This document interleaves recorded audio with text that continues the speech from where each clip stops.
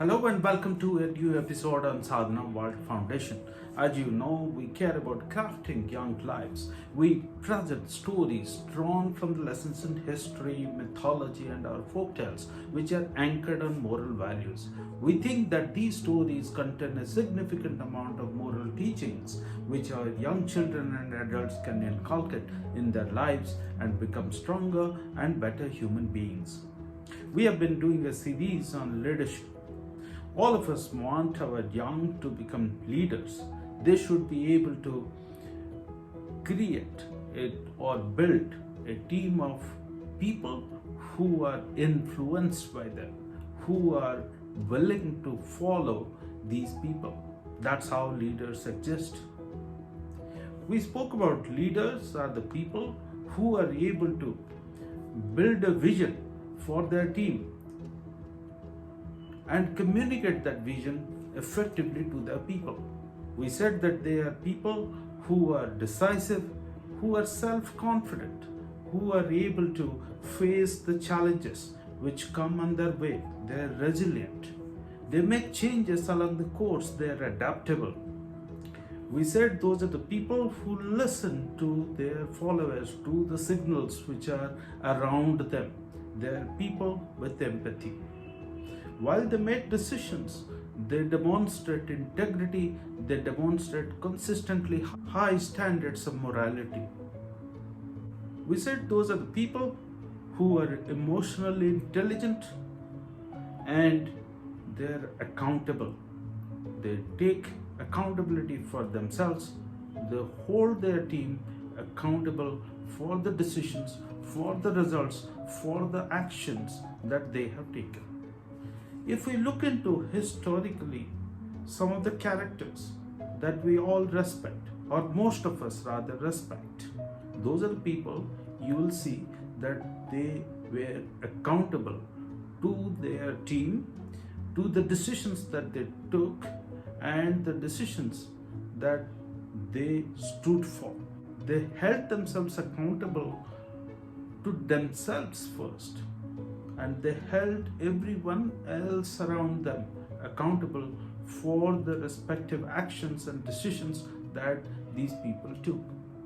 Think of Abraham Lincoln, who faced historically one of the biggest challenges that any president of America has faced.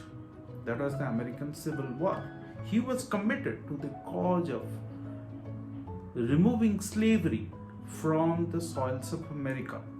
He had numerous challenges and setbacks along the way. There was civil war, and the war was going against his wishes, against his beliefs in many times, many points in time along the way. However, he stayed committed to the cause of removing slavery from America. The country finally emerged victorious. He held himself accountable. He didn't mind even if he was losing. He was self-confident. He was accountable.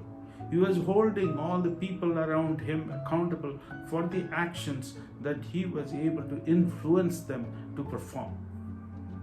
Think of Nelson Mandela, who was in the prison for many years. He came out of the prison and became the president of South Africa. He didn't harbor any ill feeling towards the rulers who were against his belief of fight against apartheid. He didn't want apartheid, he wanted equality. After he came out of the prison, the whole country could have gone into a state of civil war.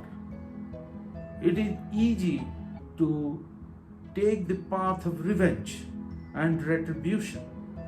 However, he stayed committed to the path of removing or fighting against apartheid. He held himself accountable. He held his followers accountable that apartheid must be finished. Everybody has to be treated with equality. Think of some folk tales that we all heard from our grandparents or parents when we were young. Think of the young shepherd boy who was a bit naughty, and just for fun he announced that there is wolf. He cried wolf, wolf, and he sought help of the villagers. Villagers came twice, on 2 occasions basically, and both the occasions the villagers could understand that they were being mocked at. And when the real wolf came and the shepherd boy did the same thing, he cried for help, but nobody came to help him. All of us know this story. Through this story, we were taught that to become a leader, we cannot afford to behave the way the shepherd boy behaved. He lost the trust of the people who were willing to help him because he was not holding himself accountable. He committed the mistake once, and yet for the second time he committed the same thing. So he lost all the trust that he had amongst the people in his community. He couldn't become a leader because he acted irresponsibly. When we look at mythology, or call it history, Srimad Bhagavad Gita, chapter number 16, where there are 26 noble qualities which have been defined for the human civilization, for all of us to follow. Out of these 26 qualities, there are many of them which are directly connected to become a good leader, to become accountable. How do we make our young children accountable? Practice accountability right from the childhood, right from the age and youth. I think these are 4 or 5 qualities which have been defined in chapter number 16. All of us have understood that in order to become a strong leader, we have to be accountable for the actions that we take. Like Abraham Lincoln did for his belief, or Nelson Mandela did, or Mahatma Gandhi did, or in this folk tale, like this young boy did not do. The first one is fortitude. Are you persevering with your thought, with your belief, with your action? The second one is purity of mind. Are you thinking the right things in your mind, or you are being naughty like that shepherd boy was? Are you being inconsistent in your mind like the shepherd boy was? Or you are being consistent, you are being pure in your thoughts, in harboring ideas like Nelson Mandela did or Abraham Lincoln did. The third one is about being straightforward. Are we communicating in simple and straightforward manner or not? If we are straightforward, we will hold ourselves accountable. We will hold all the people around us accountable for the actions that they are taking, the actions that we are influencing them to take. We are not worried about the results which come. We believe that our actions are the right actions to be taken and they will produce the results. And fourth is about restricting oneself or restraining oneself from finding fault with others. Many leaders tend to externalize the failures. When there is success, they claim success. They say that this has happened because of the actions, because of the advice, because of the ideas that I shared. But when the results are not good, they tend to say that we failed because of you, not because of me. That's the problem. In Srimad Bhagavad Gita, this is one of the qualities that we are asked, that all human beings, irrespective of the fact whether you are a leader or not, all of us need to restrain ourselves from finding fault with others. We need to introspect. We need to see what's wrong with us and how we can improve. Fifth, absence of vanity.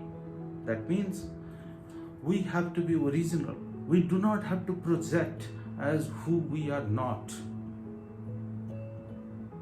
And finally, it's about being modest. Can we live within simple means with less is more? Can we be modest in accepting successes, celebrating successes, as well as accepting failures, learning from it, getting up from failure and running again, by being adaptable, by being confident, by being resilient. Ladies and gentlemen, thank you very much for listening to today's episode. By the way, today's episode is last in the series of leadership. We talked about 10 qualities. All of it are rooted in the moral values that Srimad Bhagavad Gita chapter number 16 describes. I hope you like this, and I look forward to our future conversations. Thank you very much.